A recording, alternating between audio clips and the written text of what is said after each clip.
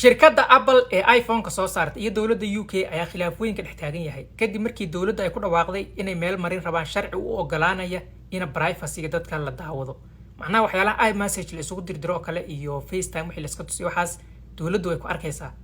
kaba soo qaada imika laba qof oo isqaba ama lamaane waxyaalaha isla share gareeyaan dowladdu way aragtaa. sidoo kale waxaa macquul ah dadka sirdoonka u shaqeeya dhalinyaro waaye inay meelaha ku soo qarxiyaan badoo qayl dhan waa wareedo TikTok dhex horgeynaya saragto. haddaba shirkadda Apple arrintaa way ka xanaaqday kadib waxay yiraahdeen haddii dowladda sharciga soo saarto annagana waxaan qad ka saaraynaaba iMessage iyo FaceTime dalka UK kaliya waa laakiin wadamada kale uu u shaqeynaa. haddaba ma dowladda la jirtaan shacabka reer UK mise waxaa la jirtaan shirkadda Apple?